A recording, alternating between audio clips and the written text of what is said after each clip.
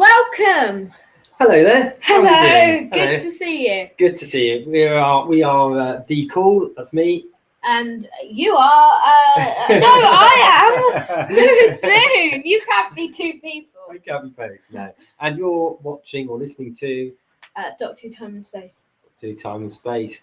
If we're a bit all over the place to start with, it's because we've just finished recording the first edition of. Behind the Sofa. It's great. It's great. But I just had a good story idea about aliens who could swap into two people at once, or advanced humans who can be two people at the same time. So who knows? Maybe one day that will happen on the Lewis Moon adventure. Yes. We don't know. We've also in today's show. Well, in today's show, we do have. Give us a rundown, Mr. Moon. We have a Judge Britannia on the Ninth Doctor, played by Christopher Eccleston. We will be talking about Colony in Space, yes, which we've now finished watching. Oh, that was good. We'll be looking at Dorm a little bit because that's just come out, and we'll have a little lowdown on what's in there. Okay. We'll also be talking news. We'll have some Who to Face. We will. And we will also be pressing the randomise button again. Don't forget fun facts. And fun facts. A busy show. It is a busy show, isn't it? We've not actually loaded up either Who to Face or the randomiser. So we'll do that as we go along. So if you hear lots of clunking about and stuff, it will be us doing that. Let's on the basis we have got a lot to get through today, let's kick off with the news. Yes, let's start with Series 9, Episode 10, filming soon. Now this is very exciting.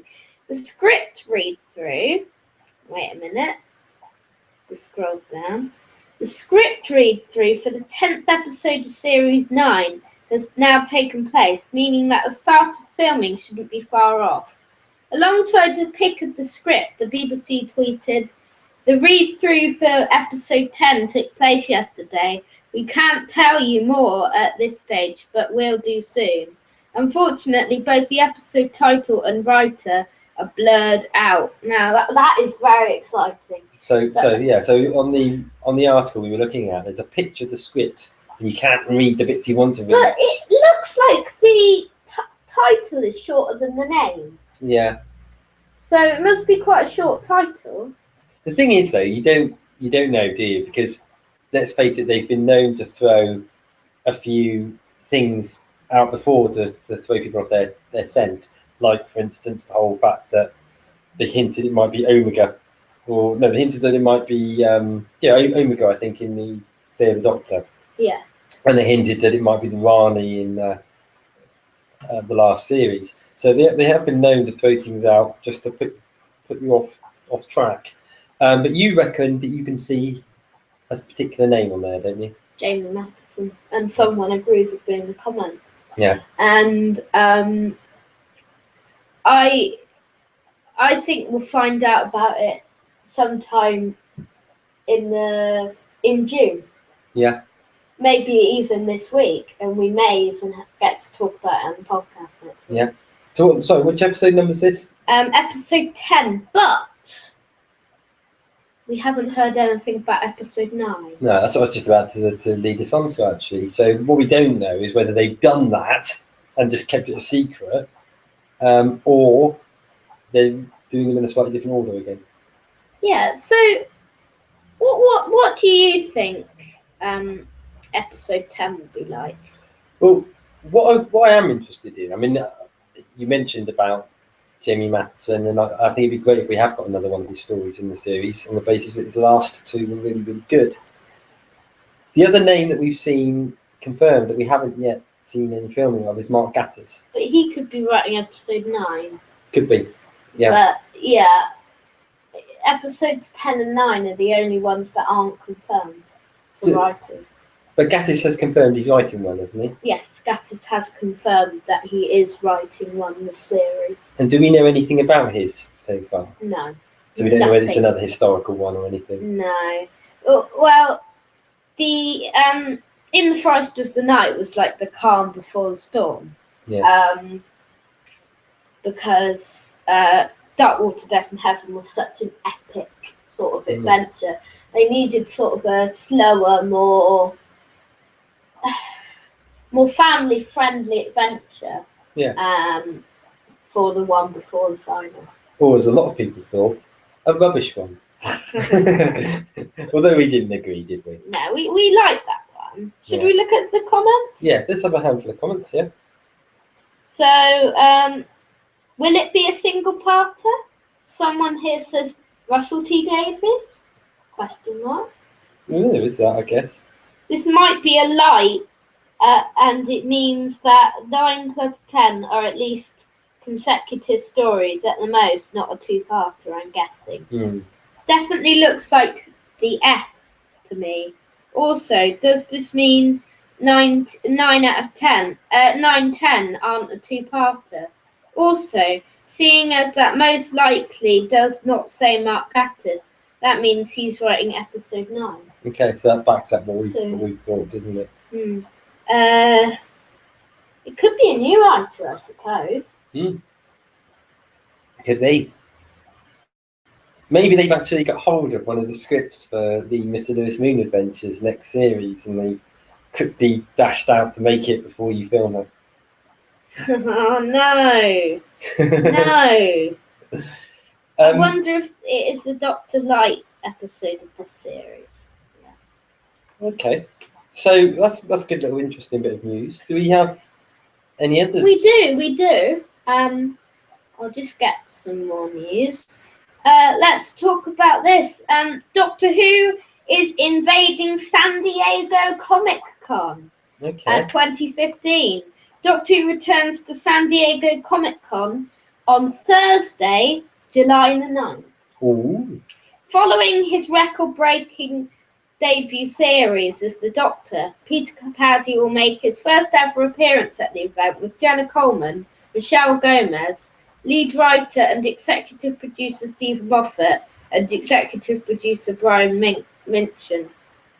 Peter Capaldi commented, "Tales of San Diego Comic Con are told in awe on every set around the known fantasy sci-fi production world. It's become a fabled kingdom, one I am thrilled to find myself heading for, and to appear in the legendary Hall H is a further twist to the cosplay and comic madness I may never recover from." The new series of Doctor Who premieres later this year, opening with a two-part adventure, The Magician's Apprentice, The Witch's Familiar, written by Stephen Moffat, produced by Peter Bennett, and directed by Hetty McDonald, Blink, the Hugo Award winning episode that introduced the Week Angels. The adventure will, of course, see the return of Peter Capaldi and Jenna Coleman as the Doctor and Clara, but it will also see Michelle Gomez back as the evil Missy. Interesting. Should we look at some of the comments? Yes, give us a... We do look at comments in the news, don't we now? We like to look at the odd comment, just so that we don't just get our biased opinion. Yeah, we get to see other people's as well, just in case, just so there's at least, hopefully, there's at least one person that you will agree from out of everything. Yeah. And usually it's the same people that comment. Often is, isn't it? Yeah, I see the same names a lot of the time in the same pictures. Yeah. I might actually go to this, though I have absolutely no idea how to get tickets. I can't wait. I'm glad Michelle Gomez is returning. Someone says, guys, even if they do show a trailer, I think they will release it to us because it's close to August and they need to market the new series of Doctor Who. And besides this trailer, with the last Doctor Who Comic Con, we got some wonderful character interviews with Moff and the gang, which I'm really looking forward to. Those were quite good. And finally, I hope Jenna is given a lower chair this year so her legs don't dangle in the air. I think the interesting point there is when they start talking about the trailer. I guess maybe that is quite true. Maybe they will give the first view of a trailer. I hope they do. At that Comic Con, in which case you'll probably find it come up on the internet quite soon. Yes, I hope they do. I'm trying to think, last time with the trailer, did you see it on the telly first or on the internet first?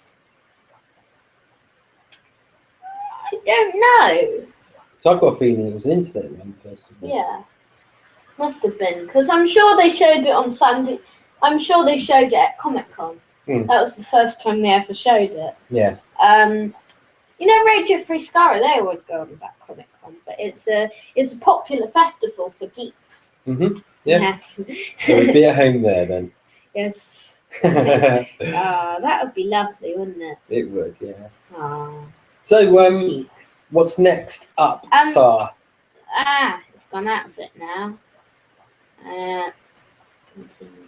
Still sticking with the news, though, yeah? Yes, we're still sticking with the news. There's a Merlin and Atlantis director for Series 9. Ooh. It appears Series 9 will see the debut of another new director for Doctor Who. Justin I don't know how to pronounce it. Justin Molon. Molotnikov, it looks like. Yeah, is in line. This is interesting. Is in line to helm 2 times 60-minute episodes, according to an entry on his online CV. Mm-hmm. Molo- Molotnikov. Previous fantasy TV work includes Merlin, Atlantis, and Da Vinci's Demons. He will join Hetty McDonald, Daniel O'Hara, Ed Bazalgette, and Daniel Nepingham in this year's lineup so far for directors.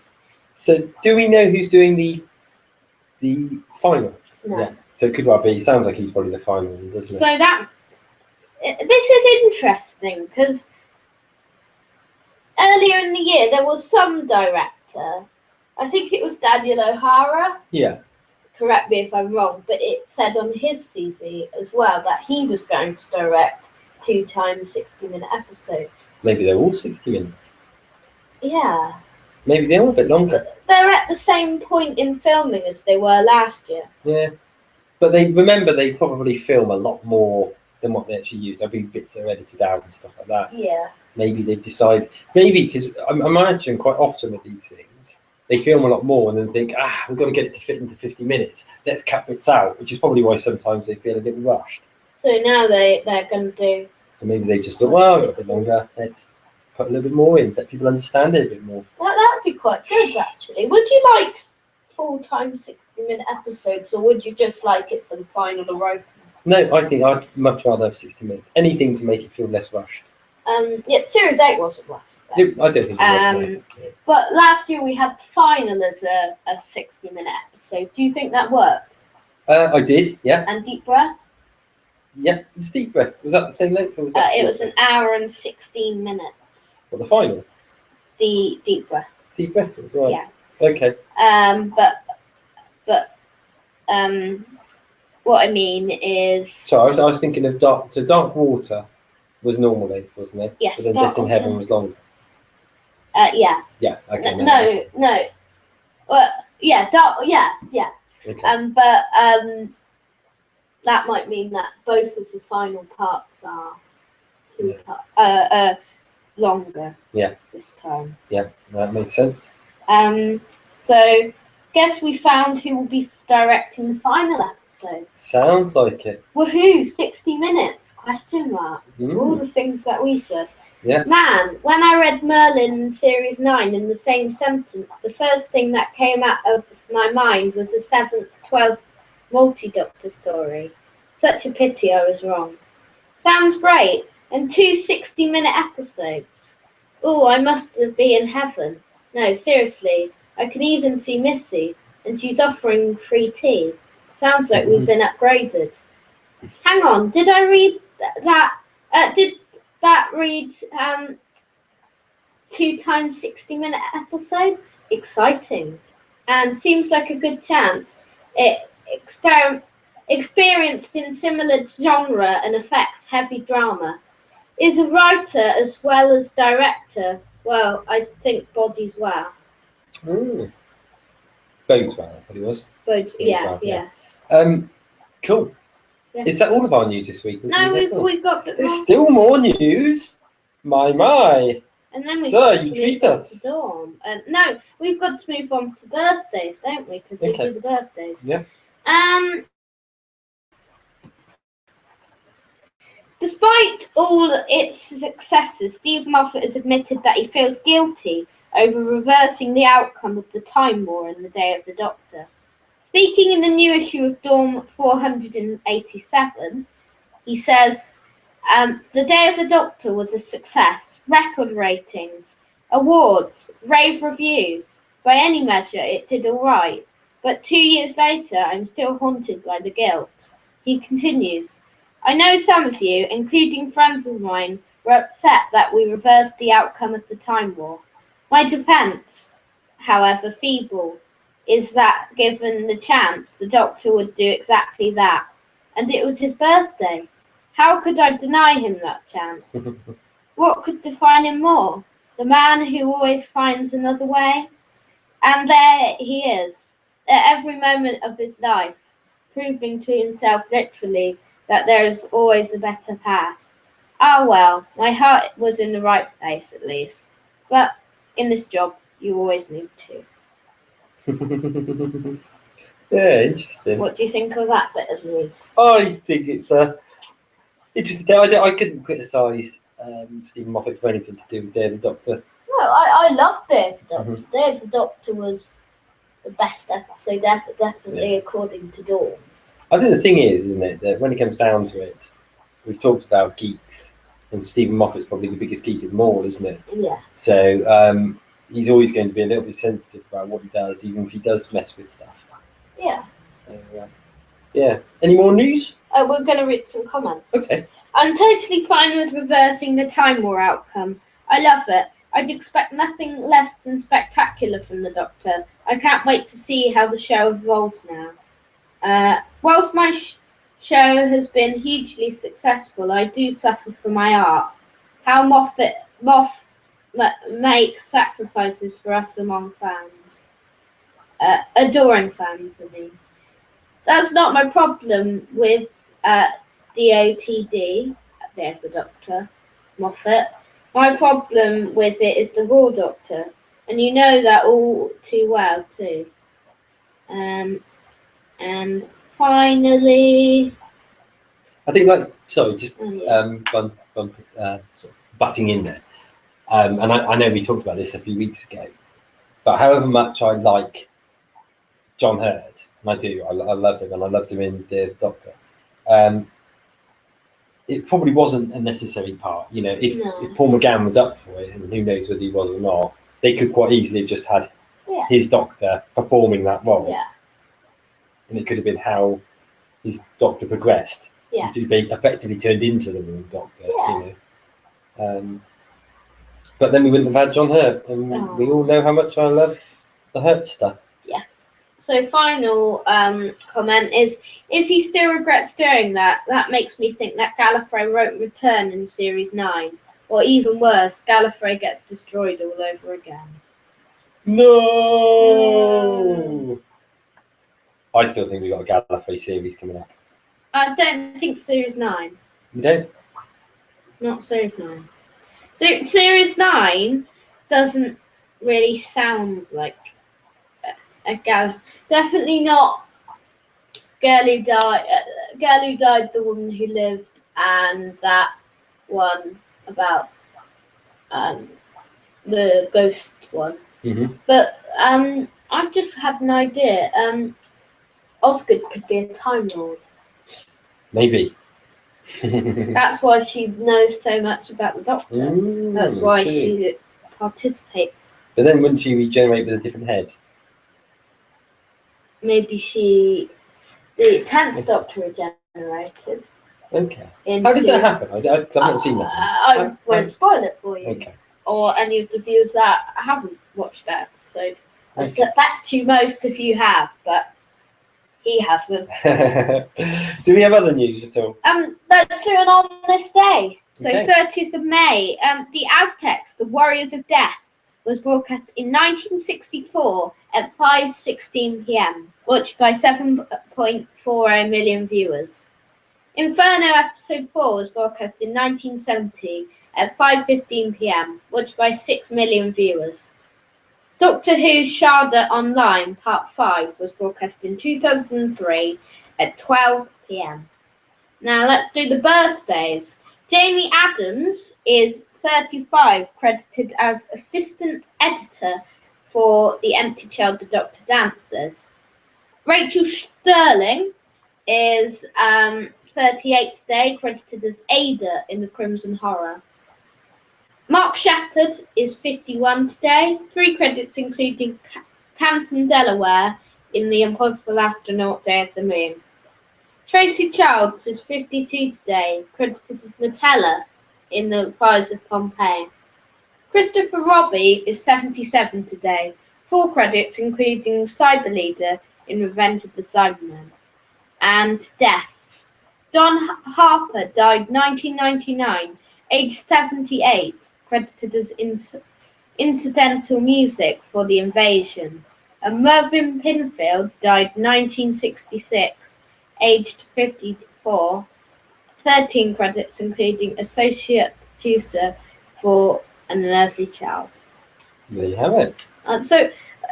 Do you know most of that? Oh, no. Do you know any of that? No.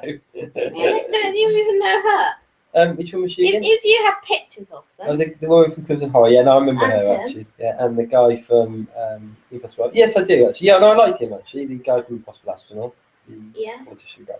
Oh, I just realised who that is. Christopher Robbie. Mhm. He's that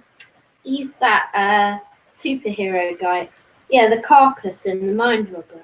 Okay. We probably need to crack on a little bit. Have we got other news?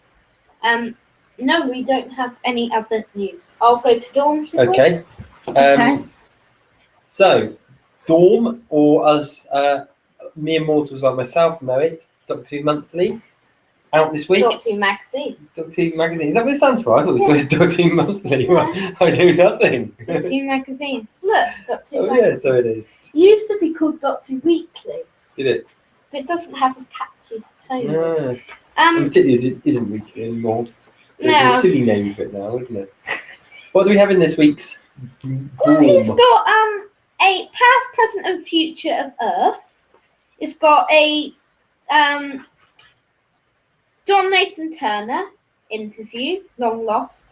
It's got a fact or fiction on Dalek invasion of Earth, Doctor Who on home video, Carol Ann Ford on Verity Lambert's scrapbooks, news, everything. But let's see some of the things that he got asked, Okay. Stephen Moffat. So one of the questions he got asked is, what's your earliest memory of Doctor Who, and what about it appealed to your younger self? Thing is, I was 2 years old when it started. Oh, I was rubbish at the early tone meetings, slopping food everywhere, regular nappy changes. At least that stayed the same. The fact is, I'm reliably informed. I watched from the start, being even younger and bouncier than I am now. I don't remember a lot, but clearly it made an impact at the time, because my earliest memory is me. Where's Doctor Who? Dad. There, right there. Me. Where? Dad. The one with the black hair? Me. That's not Doctor Who. Dad. He changed. Me.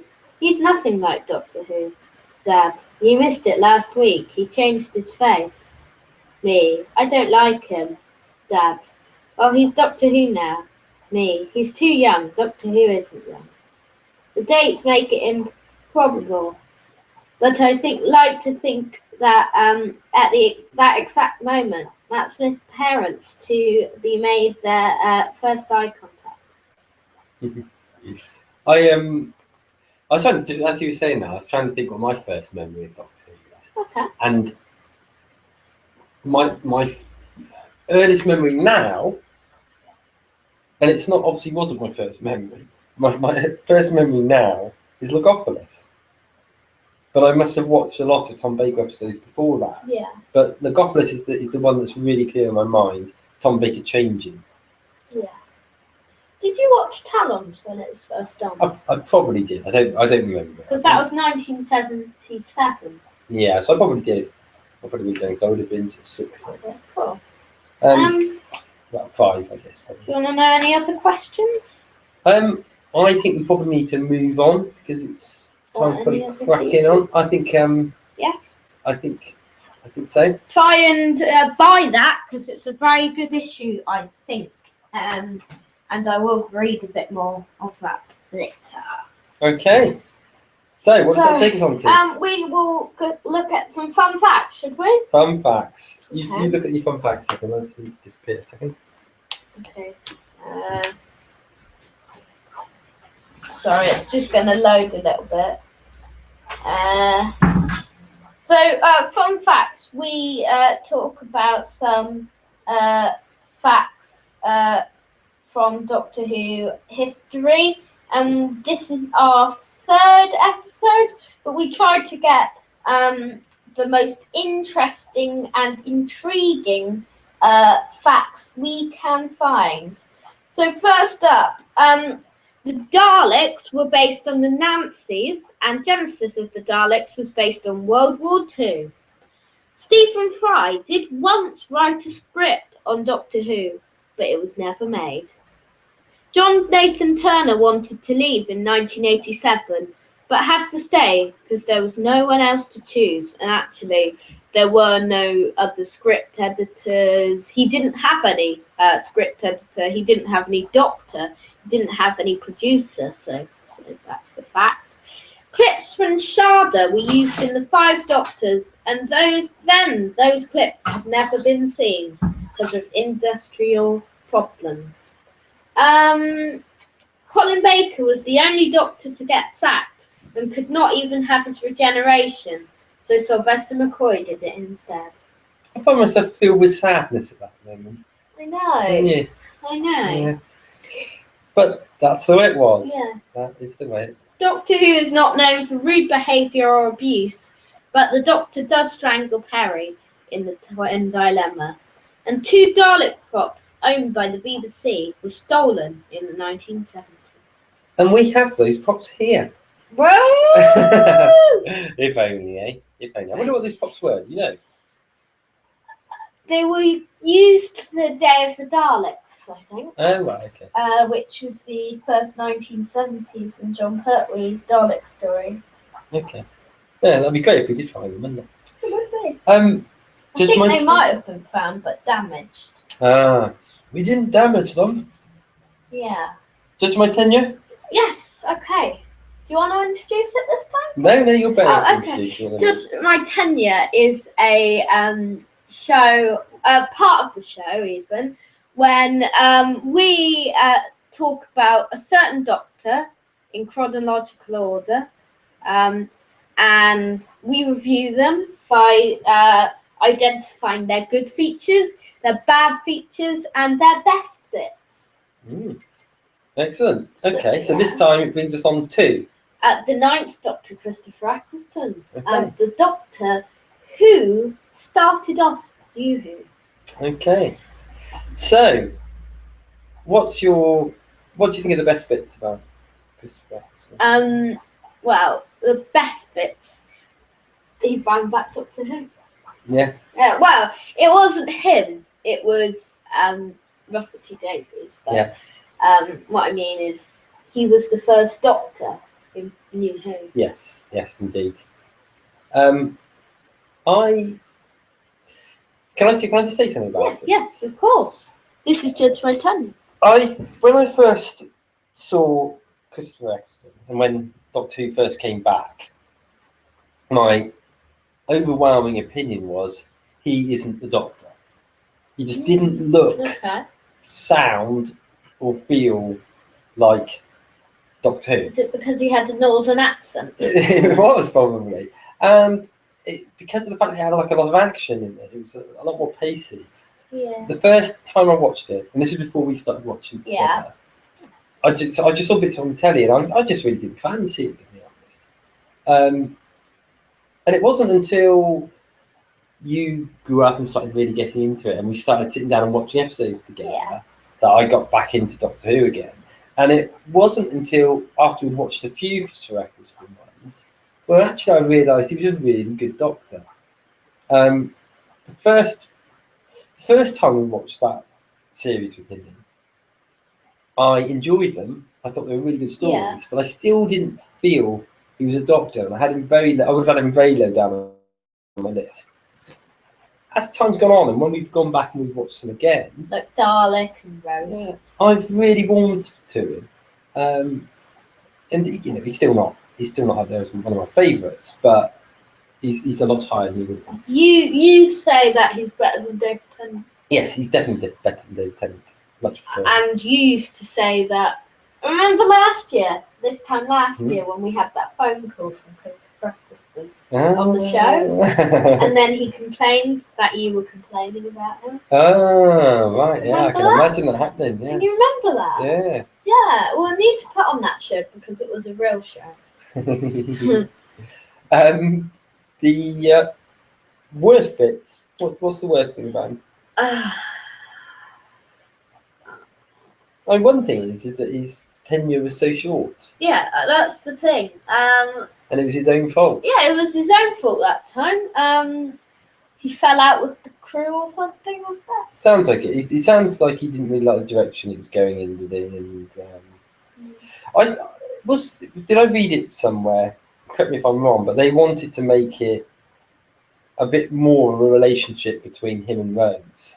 Yeah. And he didn't feel very comfortable with that. And that, you can see that because when you look at the next series with David Tennant, Lovey-dovey. yeah, it's very lovey-dovey. And I don't feel very comfortable with that. Neither do I. Series 2 is the worst series of New Who. Yeah. So I think he took a good stand there. But still, it's disappointing that we only saw one series of him. Yeah. Companions. Okay, this one's strange because would you count Captain Jack and Mickey and Jackie? Ish, yeah. So should we count that? Yeah, we can. Let's order them. So 4, Jackie. Because she's highly irritating, but she's meant to be fair. Yeah, I think she played that quite well because I think she's meant to be annoying. Yeah. Well. If they made if they originally thought she wasn't meant to be annoying, then that'd be strange. 3, Captain Jack. Captain Jack, because he was annoying but wasn't intended to be Yeah. annoying. He was introduced in the Stephen Moffat one, and it was 10 years ago. Yeah. Which one was he in then? Empty Child, the Doctor. Oh, yeah, he did come into it, didn't he? Then he was in Boomtown and the Parting of the Ways Bad Wolf one. I wonder. I mean, I don't know. You might know this better than me. But when did Torchwood come out? Did that come out 2006. after? So that was after that series. Yeah. So the character was first introduced within a Stephen Moffat episode, as you might have said. Did Stephen Moffat create the character, or did Stephen Moffat incorporate the character that Russell T Davies said? I think he would have incorporated the character. I don't think he would have made the character. It sounds really like a Russell T Davies character. Yeah, it does. Yeah. What about River Song? Do you think that was really Stephen Moffat? Yes. Yeah. I think it was, and she first came into it in one of his episodes. Yeah. Because Russell T Davies knew that he was going to be leaving in 2008 at that point. Yeah. So he asked Stephen Moffat what was going to happen in Series 5. Right. And his plans for the future. See, I'm not sure whether, and I've not seen. Is it Silence in the Night? Yes. I'm not sure whether necessarily when Stephen Moffat created that character, River Song, that he intended it to be any more than a one-part character. Yeah. And maybe just afterwards thought, actually, I'll bring it back, and this is how. But maybe we'll talk about that a little in the future weeks because we're meant to be judging. Yeah. How did we get on from Christopher Eccleston to River Song? Oh no, I can't remember that. So best episode. You are judging my tenure, aren't you? Really. Best episode. I've changed my mind recently, and last year it probably would have been different. Yeah. But my favourite episode at the moment is Empty Child. That's mine, definitely. Yeah. And it always has been. Always has been my favourite one from that period. And I think it would be most people's, because that one's a very popular. Yeah. It's because it's quite edgy, isn't it? It's quite creepy. Yeah. Eerie. Hmm. What's second? My second favourite one. Let me see. I've just realised how we got on to. We were talking about the companions in order. We only got as far as Captain Jack, and then we went. Yes. So we ought to just, before we go into the second one, we probably ought to just go back to the second best companion. Mickey. Would be Mickey. Yeah, I'd agree. And one would be Rose. Would be Rose. Yeah. And she's the main one, of course. I was surprised when we were looking at the polls a while back that Rose came up near the bottom of the companion. Yeah. And I thought she was a really popular companion. Yeah.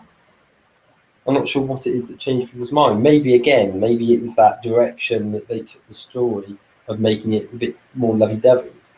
Yeah, I think so. Might have been classic fans more, if you know. Yeah, yeah. That's why the TV movie wasn't a success. Because one of the reasons, like we chatted about last week, is the lovey-dovey stuff. Yeah. What do you make of? What was your second favourite then? Episode. Yeah. Aliens of London. Yeah. What would be yours? Do you agree? I think so. I really like Father's Day. That'd be third for me. And I really like the opening one, Rose. So yeah, definitely The Empty Child, Dr. Dances is my favourite of them. Yeah. Next three, I could juggle three balls and I'd be probably happy whichever order they came back in. Yeah. It's a hard... Father's Day second. And Aliens of London third and Rose fourth? Yeah, probably I'd agree with that, and then fifth, Bad Boy Platinum Blue. Mm-hmm. Yeah, I think so. And what would be your least favourite? Least favourite would be Boomtown. Me too, I hate that story. I don't mind it, it's just throwaway. Yes, it is. It's just quite dispensable, isn't it? I don't really like that one. Yeah. Not I hate it. Mm. I like that story. It's my least favourite. It's my second least favourite of New Who, actually. Is it? Second to... What you mean last? Curse of the Black Spot. Alright, so you prefer... Because the one that people often moan about is Fear Her. Would you rather watch Fear Her? Yeah, I'd rather watch Fear Her. Okay. I'd put Fear Her at 115. Okay. Which is third to last. Anything else to add on just my tenure? Monsters. Monsters. Best monster. It's probably going to mirror pretty much the what we talked about in terms of episodes. It's probably the best monster is The Empty Child. Oh god, they were great, weren't they? Because it's just immediately creepy. But the Daleks came back well, I think. Their first story was good. That would be sixth in my list. Yeah. Christopher Eccleston. I might actually prefer Dalek to the last one. Bad Wolf. Yeah. Yeah, I think we do. No, I don't. I like Dalek, but I think it was great seeing the Autons again. I think it might well have been Radio Free Sky we were listening to, as we usually do. And they were... Was it them? No, it wasn't. It was one of the Batman March videos where they were talking about the Autons and how they're not as scary as they used to be. And I think they're right, but I really like the Autons. And it's good they are quite scary, but they're not as scary because they commented that in Spearhead from Space they shot down like 5 people in a row at the bus stop. But they can't do that anymore. And because they're more basic shock dummies, whereas they seem more defined. But having said that, shock dummies are more defined now than they used to be. So. Oh, and also they said that in the New Who, you never see like them actually getting killed.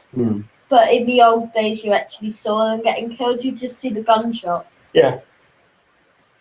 That's right. That's right. And that is true. since we watched Rose, we found that out. It's also quite, in terms of villains, it's also nice seeing the Slitheen, and I think are quite an entertaining villain. Yeah, so I think that's a family-friendly villain. Mm-hmm. And It goes for the cheap trumping joke, doesn't it? You know, Yeah. with the fartiness, but it's in itself it's quite entertaining. Everybody enjoys a good trump. What about the editor and the Jack Freias? Which one's the Jack first? Is that the one from Father's Day? Long Game. Long Game. And the Reapers, Yeah. which were from Father's Day. No, they were good. Yeah, the Reapers were good. Yeah. The Long Day actually might be isn't a great episode, is it? It's all right. The Long Game? Hmm. Yeah, no, it isn't a very good episode. It's like a least favourite. 9. Yeah. That means only 2 spaces I haven't named, which were in Quite Dead and End of the World. Yeah. End of the World would be 7, and Mhm. Quite Dead would be 8. That's So- all of my list. Anything else to add to Christopher Eccleston's reign? What would you score him at 10? I would give him what did I give the 8th and the 9th? No, the 8th and the War Doctor. You either gave them an 8 or a 9. I think you gave them an 8. I think I gave him an 8. I'm gonna give Christopher Eccleston's a 7.5 Okay. because he comes just below those. Yeah. I'd say 8. Yeah? Mm, Yeah. I'd say. Okay. And he'd be above the War Doctor, but below the 8th Doctor. I do think it's a shame that he didn't participate in the 50th anniversary. Yes. It would have been nice to have seen him back. The only New Who Doctor that didn't Mhm. participate. Even Tom Baker and Peter Capaldi participated. Mm. Indeed. So that would have been nice, but it wasn't to be. So there we have it. Oh. Anything else to judge my tenure, or should we move on? Oh, we can move on. I think we need to, don't we? Because time's cracking on. What actually. time is it? I'll just check on time. Okay. So, Colony in Space. Colony in Space.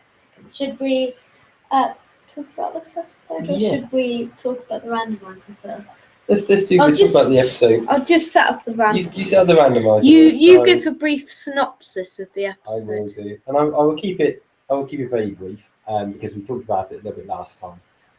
But it seems a long time ago that I started watching it now. That's the problem when you get these big, long, multi. Yeah, I know. That's the annoying thing. The Colony in Space starts with the Doctor being taken by the Time Lords, basically, away from Earth, where he's been stuck for quite some time. And most of John Pertwee's era is stuck on Earth, isn't it? And the exile sent by the Time Lords in the War Games.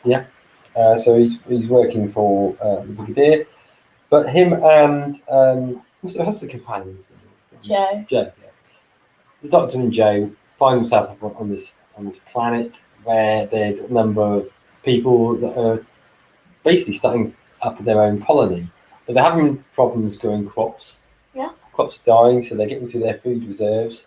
There's a lot of pressure on Ash, the main man, to take them somewhere else instead, but they're conscious that the ship probably wouldn't be sufficient to take them. I love how you remember Ash's name, but you don't remember Joe's. I know, 'cause that's what happens when you get older like me, your brain stops working. So the main character in it, what's he called? Ash. The Doctor. Oh, the Doctor.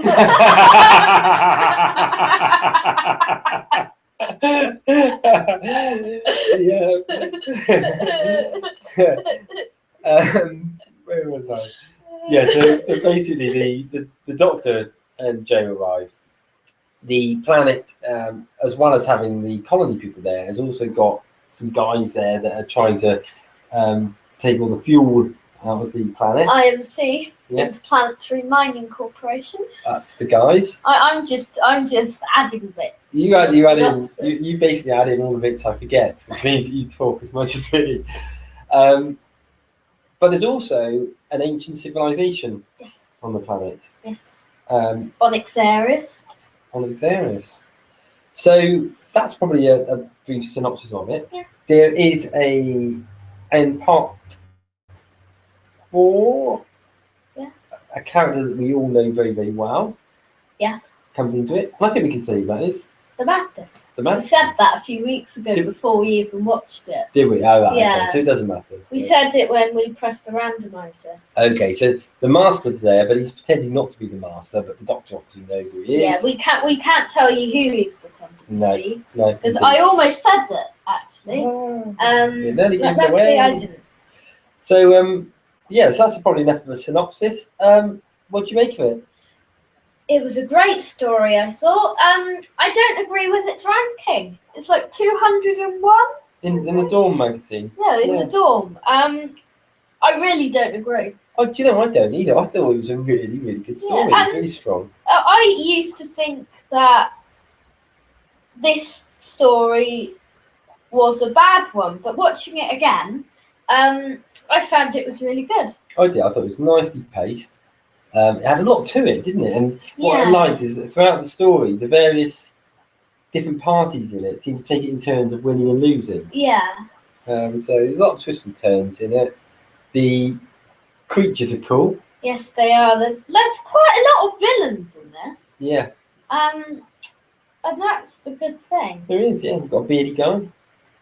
Oh We've yeah. got another beardy guy in it. And we've got Bernard Kay in it, who died recently. Aww, that is sad. His character was really good, wasn't it? Yes, he was. We really liked him. The actual primitives were quite cool, weren't they? Yes, Particularly the they were. primitives leaders.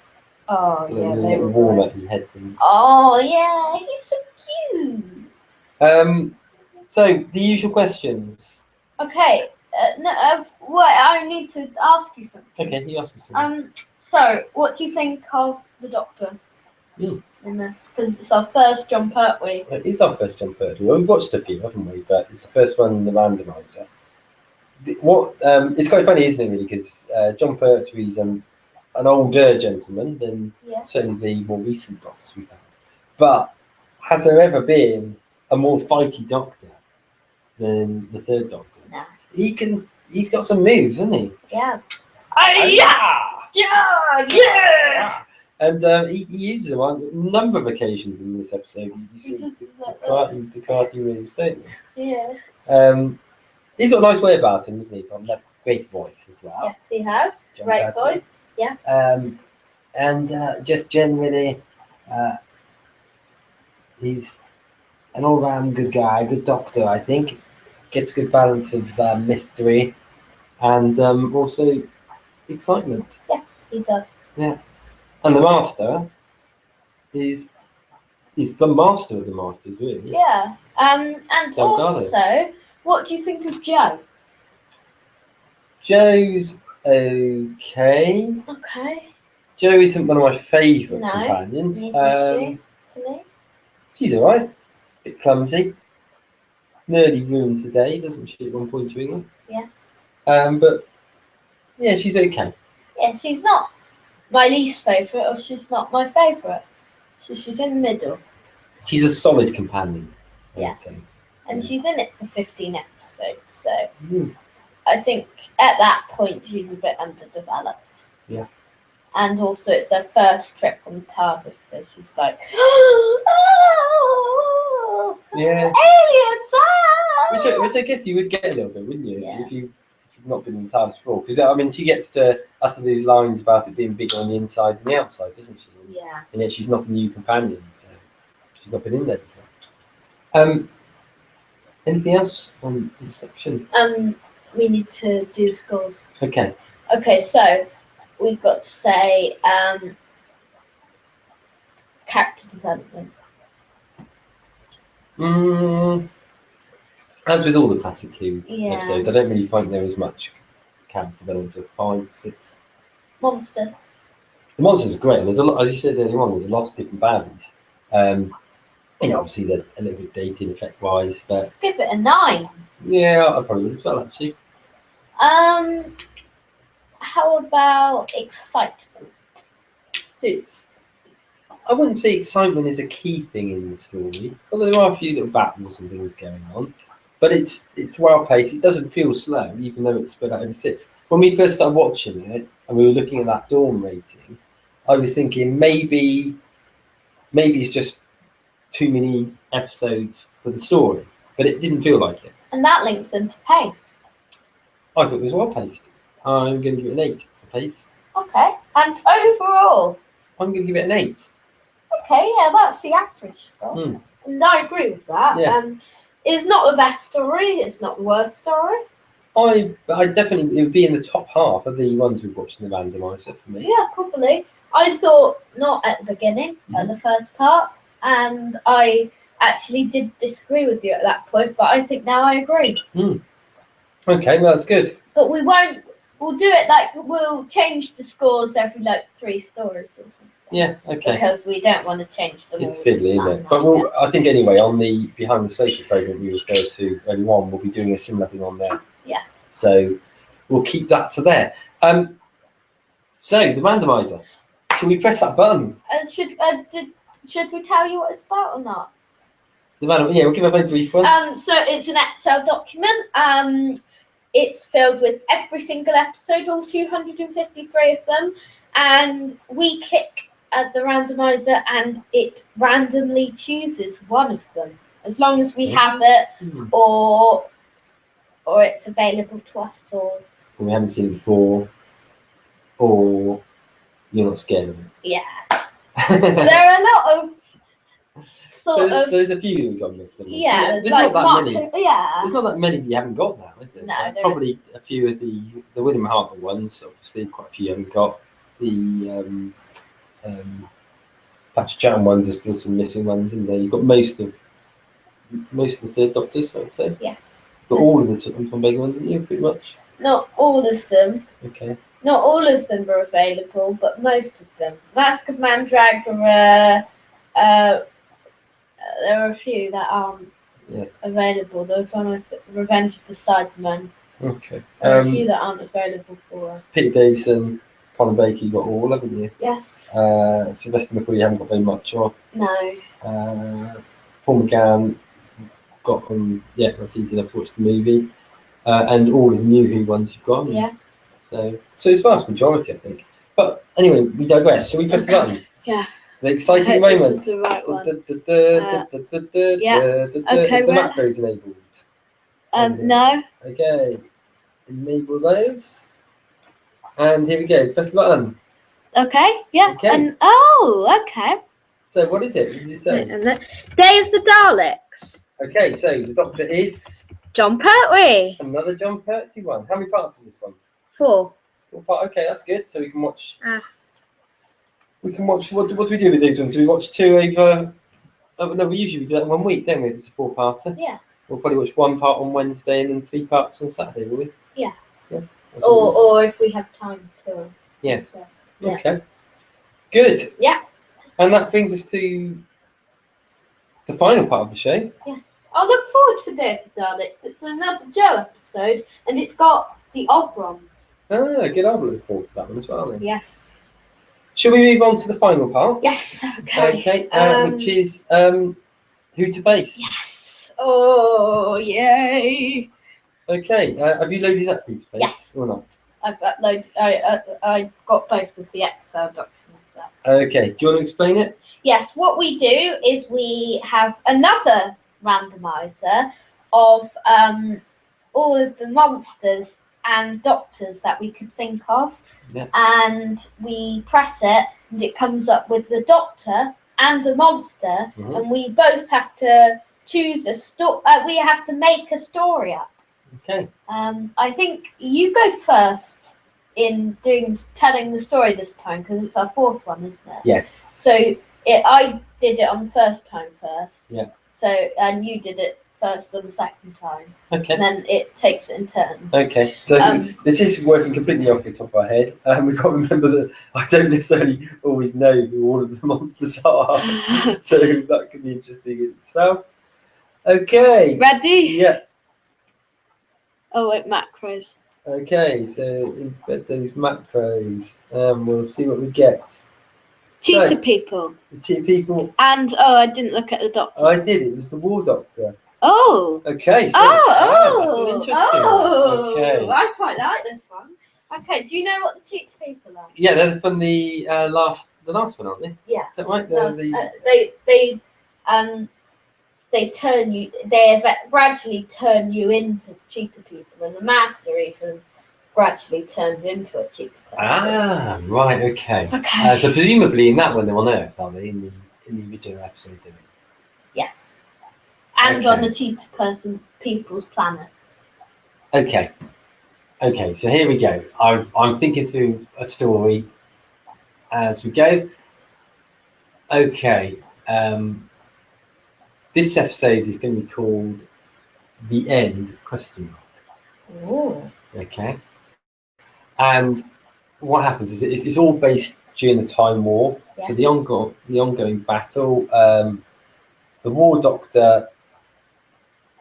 I'm going to add a little bit of Mad Maxisms into this one, and he's going to be on his own, travelling from village to village, as he tries to this battle, and he comes to this one village on Gallifrey, and there's this virus that's affecting people, and basically he finds this young girl who's infected, and he therefore goes to find the cure, and this wise woman tells him that the cure can only be found on one planet, which is whatever the name of the cheetah people's planet is. Just called the cheetah people planet. Okay. Bit unoriginal. It's a little, isn't it?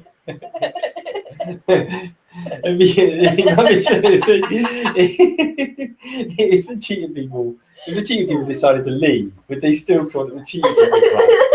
Even if the grows there is potatoes or something. So, aside from cheetah people, on the cheetah people planet, you've also got the cure to this disease. So the War Doctor goes there, but when he does that there, he then comes face to face with the cheetah people, and basically they infect him or whatever they do, and he starts turning into one of these cheetahs. So even though it's affecting him, he manages to get back in the TARDIS, back to Gallifrey, back to the village, gives the cure that he's found, and thankfully the people there manage to cure him from this cheetah issues. Oh, cool. By the way, what doctors have we had? Have we had the War Doctor twice? I don't think we have. That's the first War Doctor one, isn't it? What doctors have we had then? We've had 7th, 8th, War, someone else. I can't remember now. Must have been one of them twice. I'm No. sure. But I don't know. The End? Question mark. The End. So that's my story. Okay, I don't know. It will probably be called the TV movie 2. But what it is about is the Doctor lands in Gallifrey, and he finds another TARDIS, but it's the Master's. Okay. And he opens the door, but the Master's not in there. It's infested with cheetah people. Mm. And the story's going to be called Infested. Okay. And or Fed Off Blood. I don't know which one. Ooh. But they turn the Doctor into a cheetah person. But then the Time Lord War Council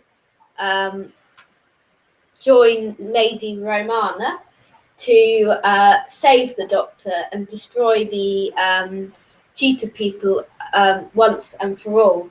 But then the Daleks come up and they start a war, meaning that the cheetah people and the Time Lords will have to work together to stop the Daleks. Excellent. That's it. Do you know what I love about this section in the show is that we just have to make it up as we go along. It's great fun. Because we don't have any preparation for it exactly. at all. So there we have It's just lucky if you're the last one, so you have a little bit of time to think about it. But if you're the first one, then but we take it in turns. So. We do. So I hope you've enjoyed Who to Face as much as we have. Yes, and we hope you've enjoyed the show. Yeah.